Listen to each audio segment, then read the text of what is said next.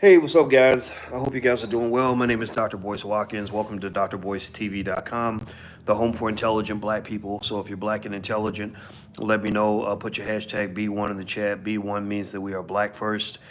We put the black community before any other community. We are interested in making sure that our people are strong and safe and prosperous and everything else. So anyway, I want to give you an update on the Breonna Taylor case. Breonna Taylor, that case was interesting to me because I'm from the city of Louisville, and I happen to be in the city of Louisville today, the day of the announcement on the case, and there has been a settlement in the Breonna Taylor lawsuit. Basically, it was announced today. This is according to CNN. The city of Louisville, Kentucky, has reached a wrongful death or settled a wrongful death lawsuit by the family of Breonna Taylor, the 26-year-old EMT killed by police 6 months ago. A source told CNN on Tuesday the agreement was a multi-million-dollar settlement.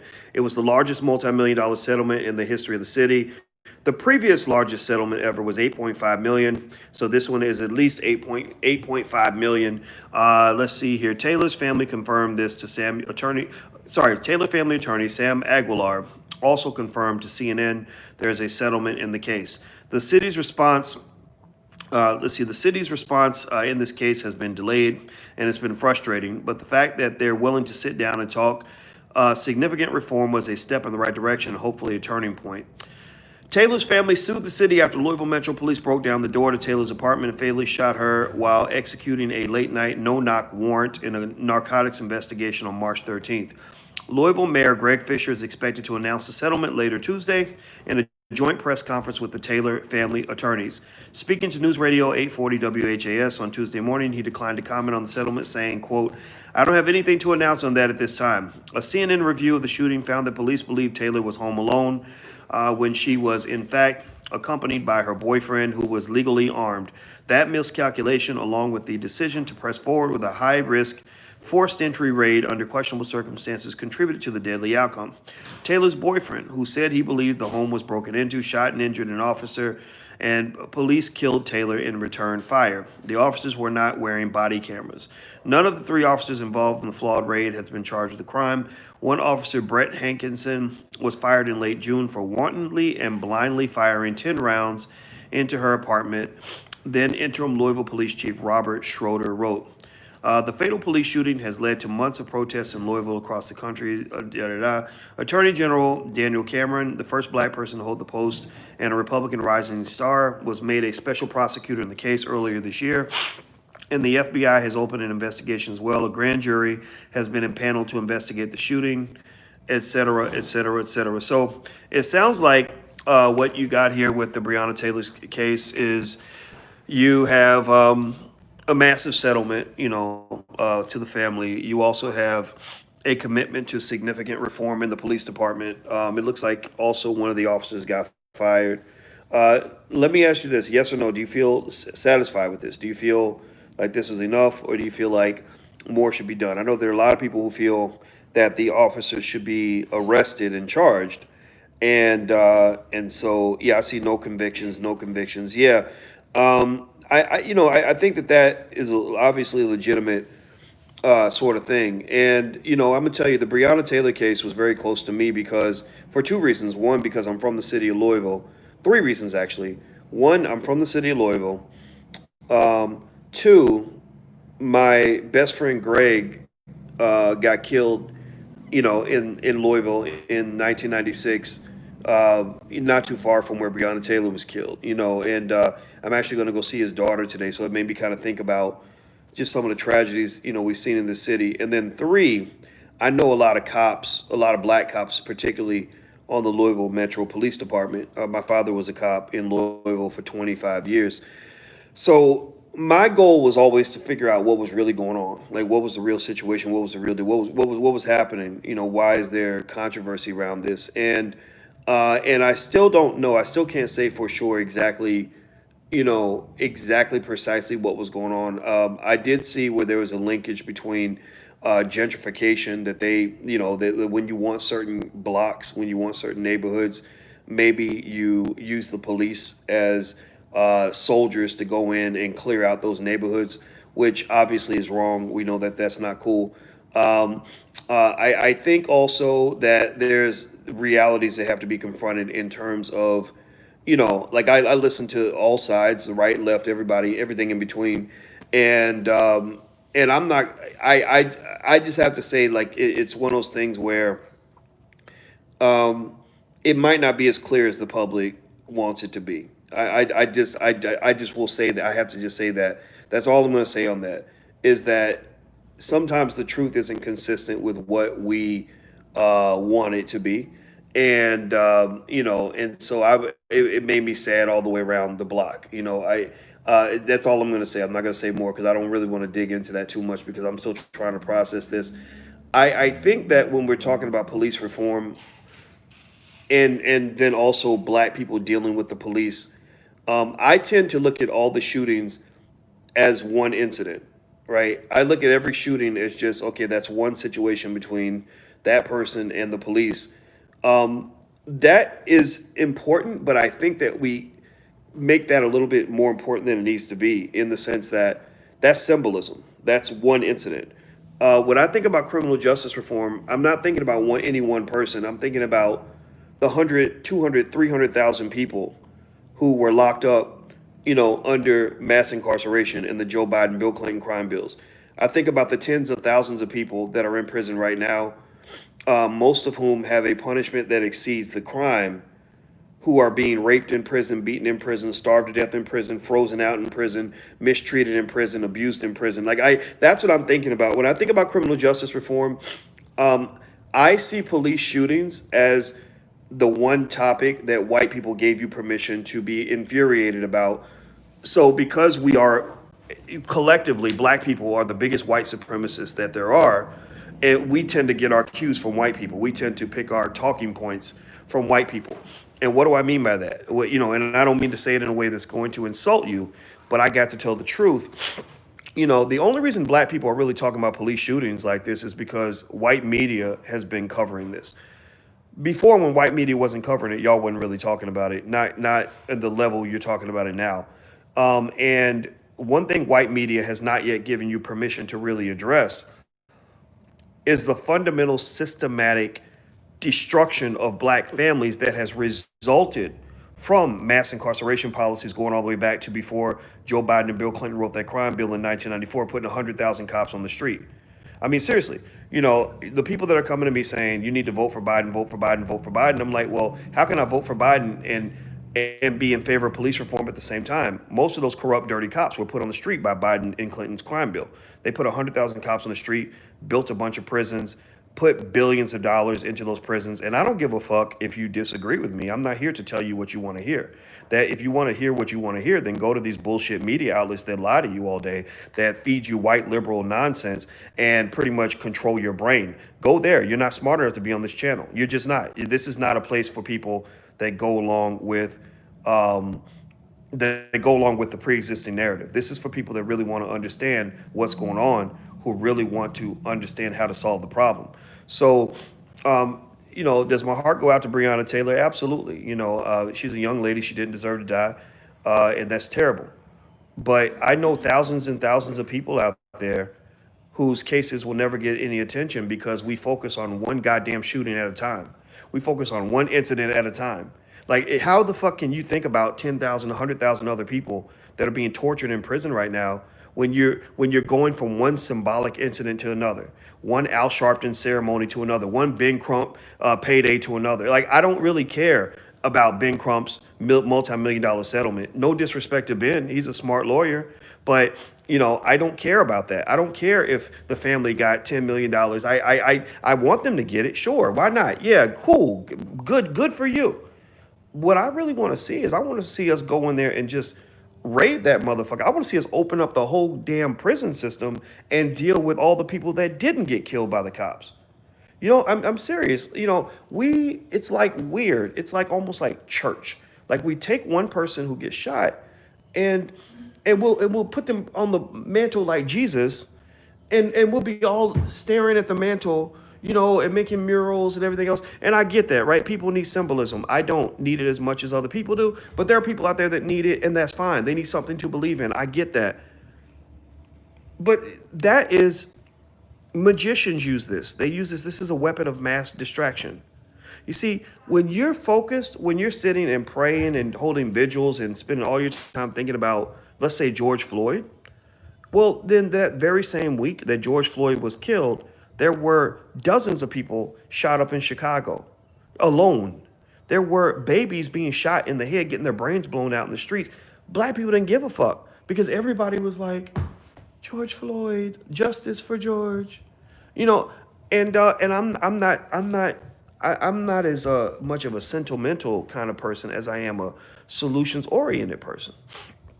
You know, I want to help everybody. I want to help I want the 9-year-old that got hit by a stray bullet. Their life matters to me too. And when I agree with the term Black Lives Matter, I don't think I see the terms Black Lives Matter the way a lot of people see Black Lives Matter. When most people say Black Lives Matter, what they really mean is that Black lives only matter when they get shot by the cops.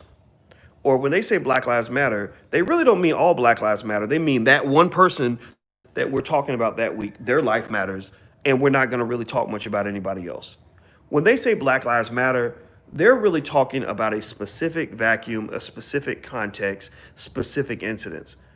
When I say Black Lives Matter, it means that Black life matters whether you were killed by the cops or you got sent to prison for 40 years when you didn't deserve a sentence that long and you're away from your family. When I say Black Lives Matter, it means that not only does the police shooting victim matter, but the little children being hit by stray bullets in the hood, they matter too. When I say Black Lives Matter, it doesn't just mean Black lives only matter when they're killed by a white person. It means Black lives matter when they're killed by some of these ridiculous black people that we have in the hood. I don't know a black. I would tell you the honest God truth. I have a confession. I don't know a single black person who's ever been killed by a white person. I don't know a single black person who's ever been killed by a cop. I swear to God, I don't know one black person. Give me a yes or no. Let's just do this shit. Let's do this shit because I know some people are not going to understand this, and that's fine. I get that, but yes or no? Yes or no? How many of you know a black person who was killed by a cop, murdered by a cop in a police shooting? Give me a yes or no. Be honest. Don't fucking lie to me. Be honest. Don't just try to make something up just because you want to fit in. You don't know Breonna Taylor. You don't know George Floyd. You don't know, any of the other individuals that have been shot. How many of you, yes or no, know a black person who's been killed by a cop? Okay, I see mostly no's. I see a few yeses, and that's okay. I'm not judging. Okay, now I want you to answer this question. How many of you know a black person who's been killed over some thug nigga shit? How many of y'all know a black person who's been killed in some bullshit by another person that looked like them?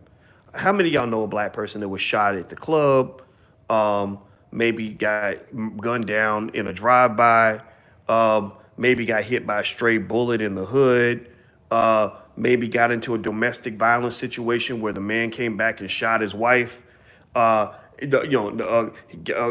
sleeping with somebody's girlfriend and got killed by her boyfriend? How many of y'all know black people that get killed like that? Now, here's the deal, right? We don't have to choose which type of death we care about. We don't have to throw away one to pay attention to the other. So this is not making a choice. It's really a matter of saying that actually they're forcing you to make a choice.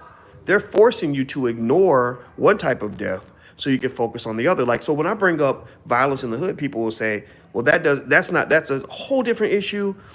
You don't distract from police shootings to talk about violence in black neighborhoods. And I say, no, actually, they're doing that. They're telling you to ignore violence in black neighborhoods so you can focus on police shootings. They're telling you to make the choice. They're telling you that all this other stuff that's going on doesn't matter.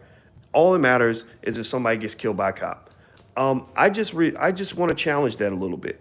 And this is very hard to explain because simple-minded people won't understand the subtleties of this argument. They're going to say, Boyce thinks that George Floyd or Breonna Taylor's deaths don't matter. And that's not true. That is not true. I shared a George Floyd video. Breonna Taylor's from my home city of Louisville. I got a daughter that's about the same age as her and lives in the same damn neighborhood, right? I know that, my heart goes out. It really does.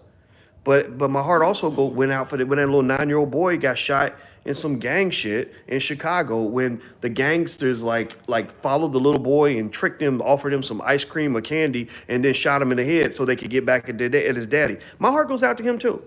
His life is not any less important than the life of the celebrity killings that we like to celebrate because white liberals are giving you permission to talk about that. So here's what I want you to do as black people. Here's what I'm saying. If you want to know what my belief is on all of this, I think we need to take over the conversation. We need to control the narratives. We need to deliberately exclude from our consciousness conversations that are happening in white-owned media and start having conversations that are relevant to us in black-owned media, right? So to me, if Vicky Dillard thinks an issue is important, that matters to me more than if Don Lemon on CNN thinks it's an important issue, right? If I hear Tariq Nasheed or Professor Black Truth or Black Dot or somebody else, say something that or Jason Black or whoever it is, or even Roland Martin is, but I don't know. Roland and I ain't on the same page, but we don't disagree on everything, right? But if black people are initiating a conversation, that conversation will matter to me more than if white people are initiating the conversation, because a lot of the conversations they initiate are for their own purposes. It pursues their own agenda. Their goal is to deliberately trigger you during every election year. They always trigger you. They're like, okay, black people get upset. Oh, they're scared of the police. So let's really focus on the police shootings so we can get them mad at Donald Trump so we can get elected, right? Or black people they really get offended by racism. So let's, Oprah, go tell a story about how you went into the store and they wouldn't sell you a purse because the lady thought you were black and couldn't afford it. That's going to make a lot of black people mad. So then they're going to all go see your movie, right? They deliberately trigger you. They play with you. To get you caught up in stuff that really doesn't move the needle. They don't actually want you solving problems. They don't really. That's why Joe Biden won't ever. He'll sit down all day with Cardi B and talk about bullshit, but he'll never sit down with Dr. Claude Anderson and talk about a powernomics agenda. Well, why won't you? Why won't you? If you're really trying to solve the problem, why wouldn't you do that? Well, because you don't give a fuck. You don't care. You're pretending.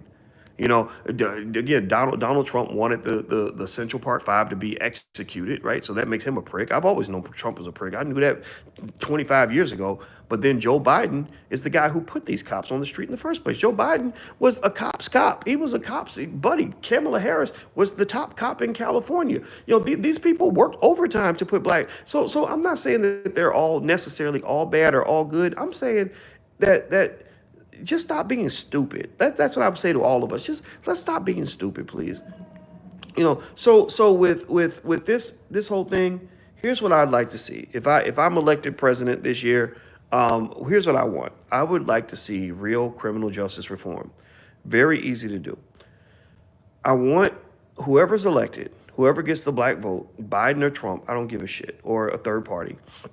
I would like for them to put together a panel where they can have, they can go out and select, 1,000 attorneys or more, maybe 5,000 attorneys, who are going to go back and systematically review every conviction of a black person or maybe non-black people too, I don't care, over the last 25, 30 years. They'll maybe go all the way back to 1990 and look at every single conviction that is questionable anyway. Let people apply, right? And I don't want you issuing one pardon at a time. Trump did that. Trump pardoned one black lady who had a terrible story, and he did that one pardon because he was leaning on the symbolism of black people, that black people get sentimental and they get into symbolism. So he felt that they were going to, believe he cares about all black people because he cared about that one black lady. Biden leans on symbolism. That's why they pick one police shooting to memorialize and make it into a big deal so that they can get, a million, 10 million extra votes, right? I don't want symbolism anymore. I want substance. So what does that mean? That means that I want them, whoever's president, to form a committee with 5,000 attorneys on it. Go out. I want you to spend, $1 billion, $5 billion, whatever it takes to go hire 5,000 attorneys. And I want all these attorneys to have their staffs reviewing cases, thousands and thousands of cases, to see which people were either possibly innocent or overcharged, over sentenced. Right? You got, maybe you got a life sentence or 5 life sentences when you should have only got 5 years, right? And start issuing mass pardons. Mass systematic solutions are required for mass systematic problems. Mass systematic solutions are required for mass systematic problems. Do you understand me? Do you get what I'm saying? Give me a yes or no if you're following my logic here. You cannot solve a problem on a mass scale with a one-off solution. You can't. You cannot. The coronavirus, for example, is a mass systematic problem. Millions of people are infected all over the globe. You can't go and say, we cured one person and then have the whole world cheer for you. You can't go and say, well, we got a vaccine, but we're giving it to 5 people. And that is not going to solve the problem. That's going to make people feel better, but that's not actually solving the problem.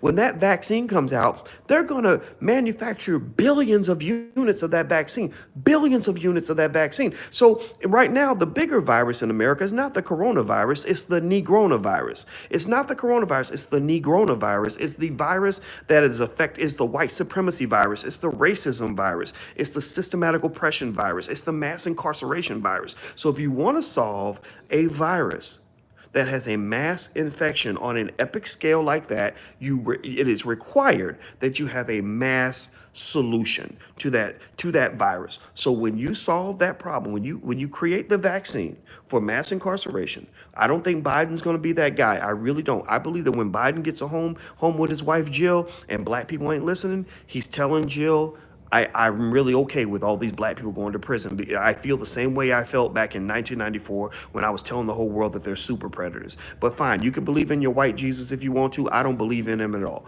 But what's going to happen though is I really think that this problem won't be solved. Not think, I know this problem won't be solved until you do something epically massive to resolve it. So what Biden, Trump, or whoever, if they were to sit down with me, which they never would, they're not smart enough to sit down with a person like me. I'm very threatening to them. If I was a illiterate thug with a toting a gun, I wouldn't scare them. But by being an intelligent black man where my weapon is my mind, that scares the shit out of them. Nothing scares racist people like Biden and Trump more than an intelligent black man. So they're not going to sit down with me. But if I were sitting down with them and they wanted my vote, I would say,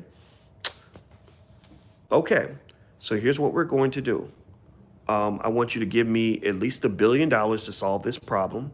That's cheap for you because you just wrote a check to white people for 2-3 trillion. So just give me $1 billion to work with, and I'm going to go hire thousands of black attorneys who are going to review thousands of cases going back 30 years. And every case that looks like they were overcharged or oversentenced, we're going to give them clemency. So we're going to do an historic, largest scale mass clemency ever done in the history of the United States. We're going to exonerate at least 50 to 100,000 black people so that 50 to 100,000 black men and women can come home to their families. And that will be part of your reparations package. Not the whole deal. Like fixing it ain't quite right. Maybe you got to pay some settlements to some of these people. But at the very least, we're going to make sure they come home so that they'll be protected from prison torture. They'll be protected from prison rape. They'll be protected from the isolation, sadness, and loneliness that comes from not being with your family. We're not doing this whole police shooting parade no more. We're not doing these celebrations of Black death anymore. We're not doing these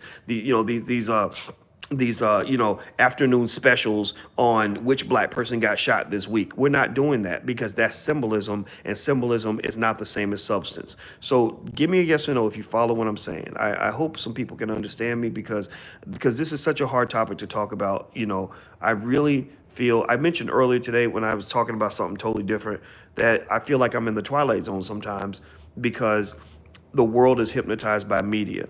And mass media creates mass blindness, mass stupidity. We get so lost and we get caught up in one-dimensional situations that we can't understand that we're trying to solve a multi-dimensional problem. And the people with the resources to solve the problem don't want to listen to the people that actually have the solutions.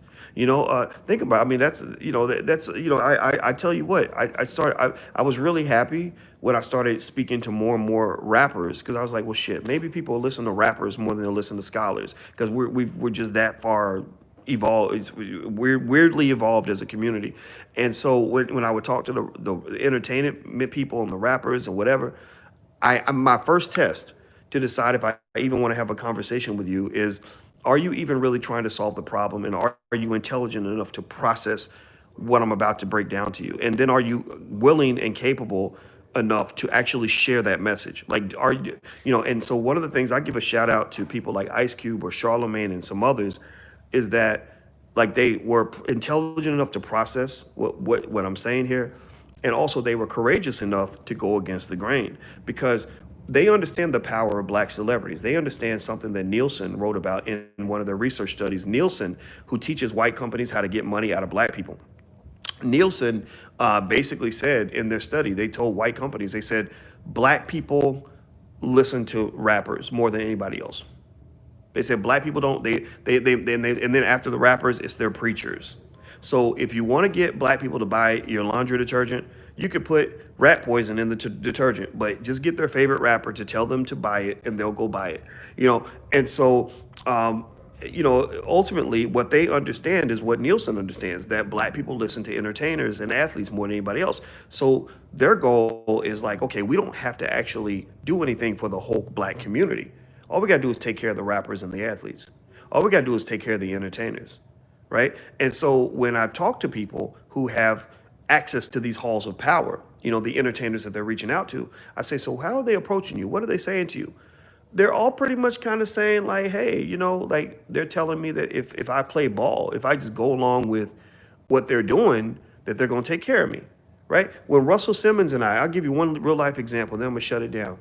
When Russell Simmons and I worked together, and I'm always give shout outs to that man. I don't know nothing about any stuff that they accuse him of in the 90s. I don't know nothing about that, so I can't speak to that. But I can speak on my interaction with him when we worked on a mass incarceration campaign in 2013.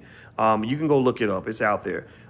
So Russell had the idea of he and I getting hundreds of people, scholars and activists, along with entertainers, to sign a letter that I wrote to President Obama asking him to make a systematic, large-scale adjustment to the criminal justice system. Not no symbolism, systematic, large-scale solution. And so I wrote this letter, and the first version I wrote of the letter was really rough. I was too, I'm rough around the edges. That's why I don't have many friends, right? I'm trying my best, that's why I'm marrying a therapist. Maybe it'll help me not be such an asshole all the time.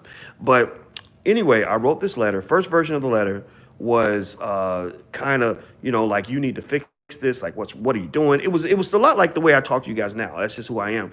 And Russell actually, just kind of said, maybe you can soften it a little bit, maybe we can be a little more diplomatic. And I said, okay, let me just take a deep breath. I don't like lying. I don't like bullshit. Bullshit annoys me, right? So I was like, okay, all right, let me meditate and find a way to write this letter in a respectful way, because I'm going to do it for the brothers. I want to do it for the folks that are in prison, the black women that can't see their kids, all that. So I wrote the letter. I was very polite, very friendly, the friendly voice, like, hey, Mr. President, we're so honored and proud that you rose to the White House. It's like, whatever, I forgot what I wrote. So anyway, so we gave them this letter, and from the very minute that it happened, there was like resistance.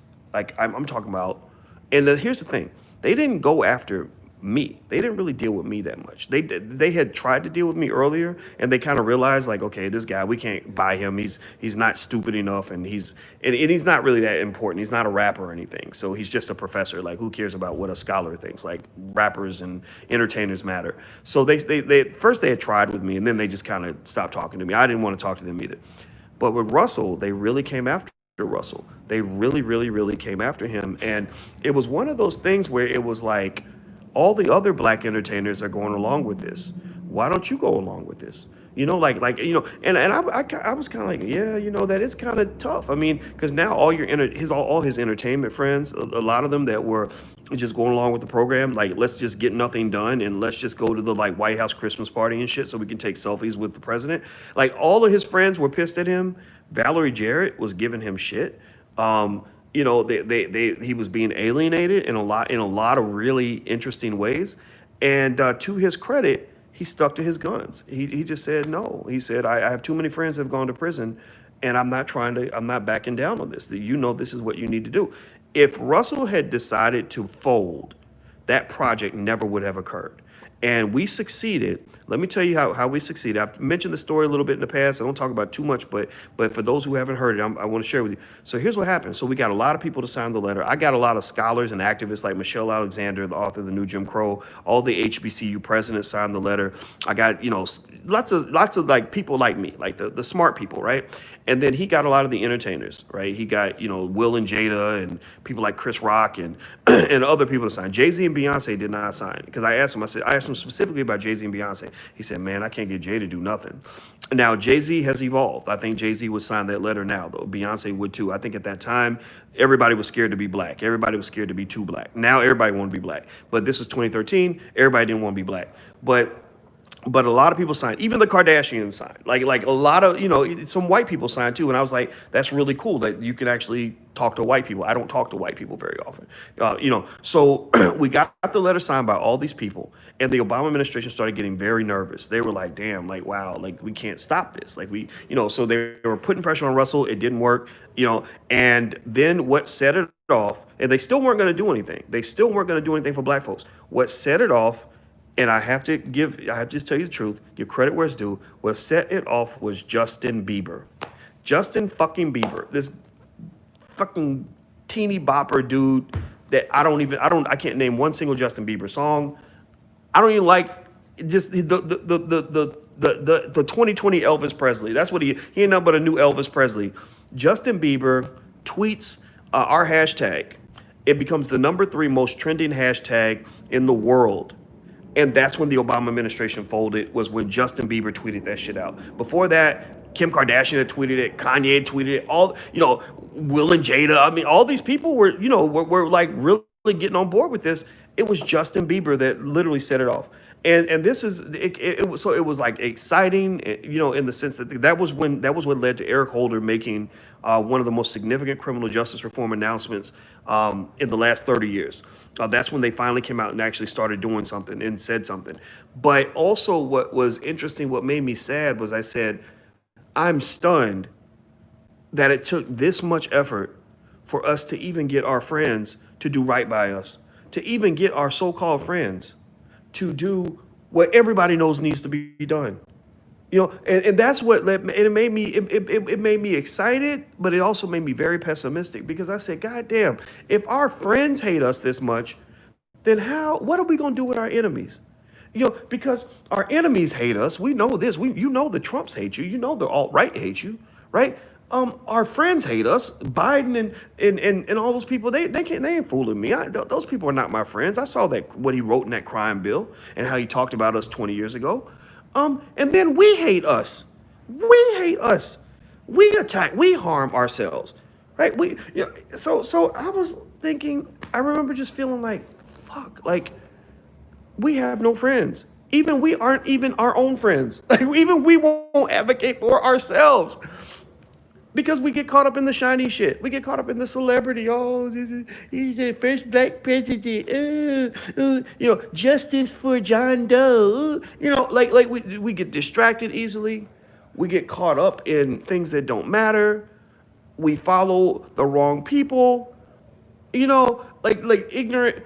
The Michelle Obama voting thing that she did with Kevin Hart. They ended the whole event with the Migos rapping. Migos, about the most illiterate motherfuckers you've ever seen. I mean, literally, like they celebrate ignorance. Like they literally sound like Muppets. They remind me of Muppets.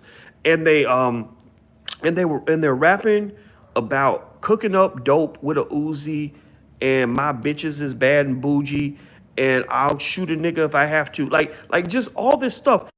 And I'm sitting there thinking, this is a voter drive. Like this is where they just told you to vote. And go fight for your rights. And then they're marketing ignorance, black genocide, black self-destruction, black incarceration. They're marketing incarceration to young black men. They're marketing incarceration because when these kids start doing what they think is cool, like, okay, I'm not going to read, but I'm going to go cook up dope with a Uzi so my bitches can be bad and bougie, and I'll shoot a black man if I have to. Like, they go to prison for that. They go to prison. That's how Joe Biden's prisons got filled up. That's why they took over hip-hop in the 1990s. Hip-hop went from real positive to suddenly it got super like violent and kill black people. Black women, we hate black women. Like, it got real crazy all of a sudden. And it's not a coincidence, if you ask me, that it happened right when they passed that crime bill and had all these empty prisons that they were trying to fill. Like, you can't tell me that that was a coincidence. It happened right at the same time. Right at the same time. Why? Well, because you cannot market a penitentiary. You cannot do commercials that say, "Here, come to our prison. Our prisons are good. We feed you twice a day." And like, you can't do commercials for prisons. So the best commercial for a prison is a goddamn rap song. The best commercial for a prison is a hip hop song. And it's more effective because it sinks to the bottom of your subconscious.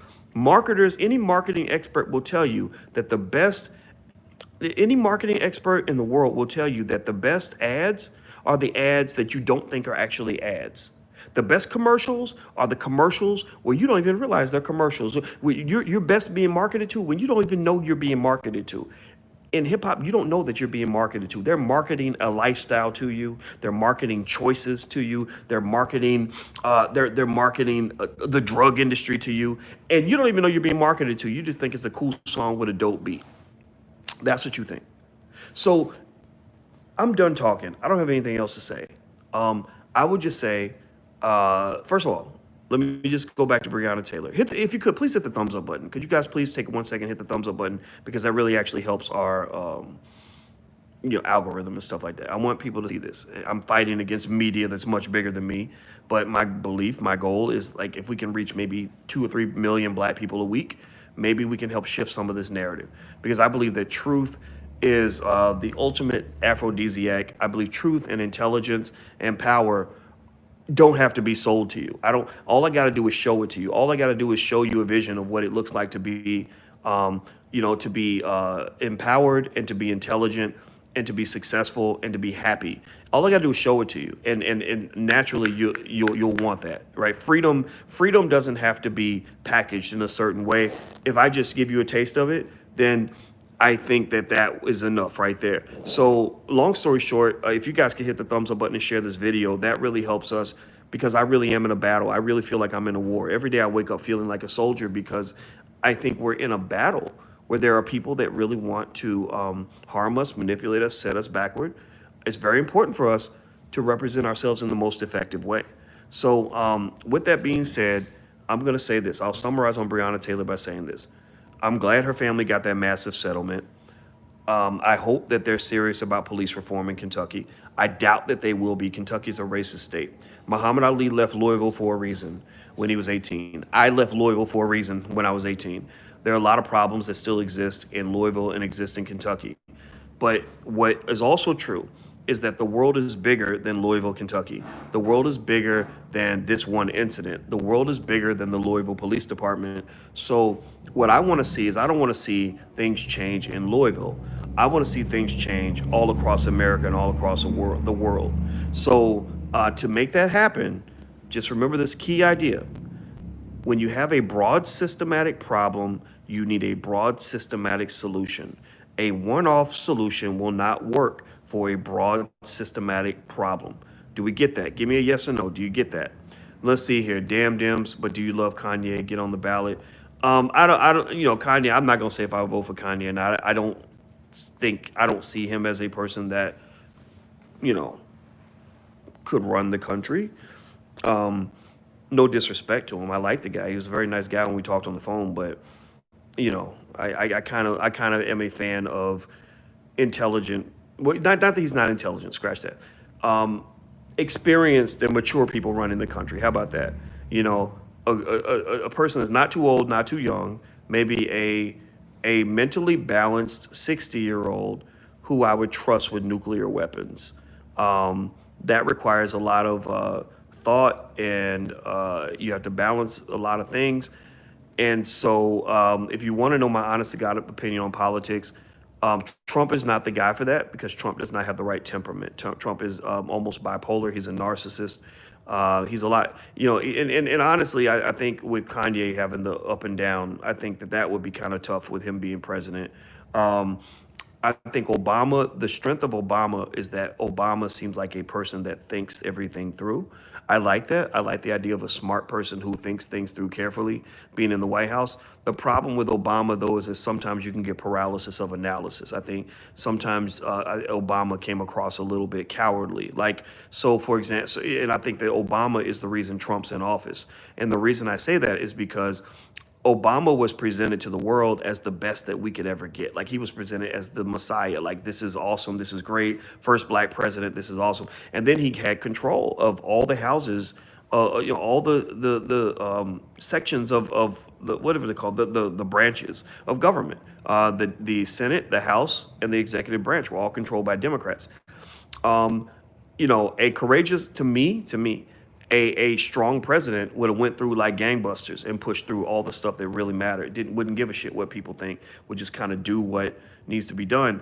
He didn't do that. I think he kind of pussyfooted around a little bit, and then he lost his opportunity. So because he didn't get things done the way he could have gotten things done, that made people disillusioned. That made people not give a shit when Hillary Clinton was running, because they were like, well, if Obama couldn't even do it, you gave us Black Jesus, so to speak, that in the minds of some people. So if he can't even do it, then why do we even care, right? So you cause people to lose faith in the process. And then on top of that, when the liberals got to the point where they were condemning other people and calling them names and constantly attacking people and shutting down their freedom of speech, that made people pissed off at the liberals. That made them annoyed. Like, God, like, do you really think you're better than everybody? You think that it's your job to educate the world? Like, people don't want to hear that shit. You need to learn how to listen to other people. Listen to opinions that differ from your own. Like, seriously, people who can't hear other opinions outside their own, I don't even talk to people like that. To me, that's your dead giveaway to tell me that you're stupid and selfish. That tells me you're stupid and you're emotionally selfish when you can't even sit and listen to a perspective that differs from your own. What the fuck is wrong with you? Who told you that you were the center of the damn universe? You're not. Listen to other people. So you got that auntie who says, I'm voting for President Trump. Don't call her stupid. Say, auntie, what would make you do something like that? And then you can understand what she's thinking. And again, this is my bias. My dad, I talked to my dad last night. We sat for a while, and I love talking to my father. He's a great man, strong man, smart man, and he's very strategic. And one thing my father said is, he said, the only way you can fight a battle is if you sit and you listen to your enemies. If you understand what they're thinking and where they're coming from, that's the only way you can compete with them. If you're only focused on yourself and what you believe and thinking that you're the center of the universe, then you're going to lose every time. So I encourage everybody. This is Uncle Boyce, Dr. Boyce. If you want any advice from this, here's my advice. Sit down with people who disagree with you. Challenge yourself to do that. Those are the most interesting conversations. And try to listen with some empathy. Let them be heard.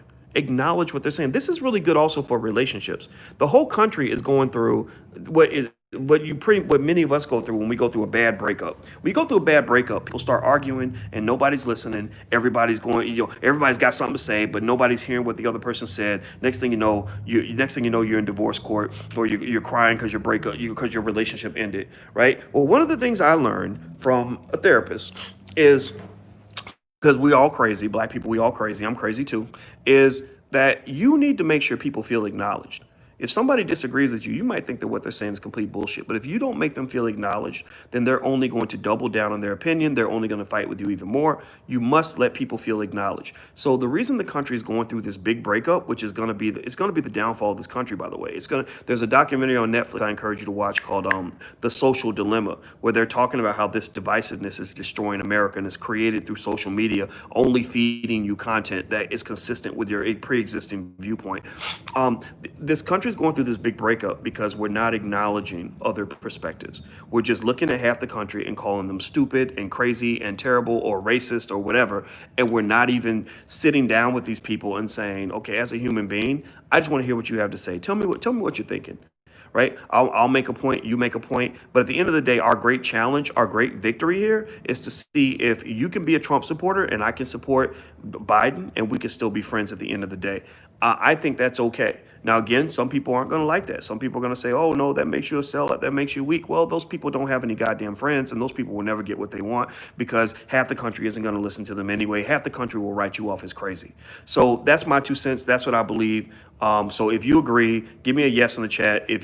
I just really want to encourage you guys. I really hope you guys will join me. And I don't want to be an extremist to the left or to the right. I want to be an extremist and us trying to understand each other. That's where I'm extreme. I'm extreme in saying, let's stop the bullshit. Like I'm extremist in saying that this is stupid. So if you can at least understand what I'm saying, give me a yes in the chat so I know I'm not by myself. I just think all this is stupid. It's destructive. It's getting on my nerves. It's ignorant. I'm tired of it. I want something better. So anyway, that's it, guys. I'm out of here. Have a good day. Hit the thumbs up button if you could before you go. Also, if you want a free e-copy of my book, you can have it for free. It's called it takes a village to raise the bar. I forgot the title of my own book. What's wrong with me? It's called It Takes a Village to Raise the Bar, A New Paradigm for Black America. So you can have the book for free. So feel free to go to allblackeconomics.com. That's allblackeconomics.com. If somebody could type allblackeconomics.com in the chat, I would really appreciate that. Thank you guys for listening. I appreciate you. Have a great day. I'll see you soon. Peace.